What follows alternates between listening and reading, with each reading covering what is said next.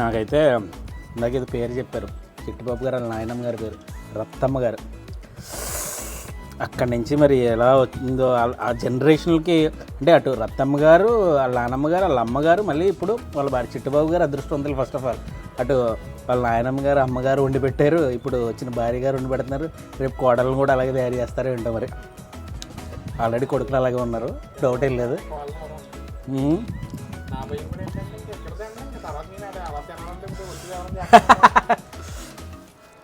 బాలు గారి భయం కూడా ఏంటంటే మా తిండి జర్నీ ఇక్కడతో ఎండేమో, ఇంకా అమ్మలా ఎవరు వండి పెట్టరేమో అంటున్నారు.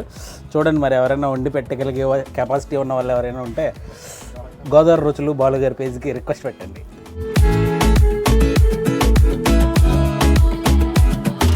బెంగళూరు, చెన్నై కొంచెం కష్టం, కానీ హైదరాబాద్ వాళ్ళు అయితే హ్యాపీగా వీళ్ళ రెగ్యులర్ కర్రీస్ని కూడా ఆర్డర్ పెట్టుకోవచ్చు. కొంచెం దూరం వాళ్ళు అయితే మాత్రం ఒక నెలే ఉంటుంది పులస. ఒకవేళ దూరం వాళ్ళు పెట్టుకోవాలి, వీళ్ళ చేతి ఫుడ్ రుచి చూడాలనుకుంటే వీళ్ళ పికిల్స్ మాత్రం రకరకాల పికిల్స్ ఉన్నాయి, ట్రై చేయండి, మస్ట్ అండ్ ట్రై అనమాట.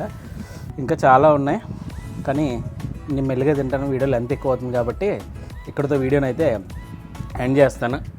స్క్రీన్ మీద అయితే గోదావరి రుచుల వాళ్ళ ఫోన్ నెంబర్ ఇస్తాను, మీకు ఏది కావాలంటే అది ట్రై చేయండి. పులసలు మళ్ళీ చెప్తున్నాను, పులసలు అయితే మాత్రం సెప్టెంబర్ నెలాఖరు వరకు మాత్రమే ఉంటే మహా అయితే ఇంకొక 10 రోజులు అటు ఇటు వరకు మాత్రమే ఉంటాయి. ఆ తర్వాత మళ్ళీ పులసలు తినాలంటే ఇంకొక 1 సంవత్సరం రోజులు ఆగాల్సిందే. కాబట్టి పులస ప్రియులు ఎవరైనా ఉంటే మాత్రం కొంచెం తొందరపడండి.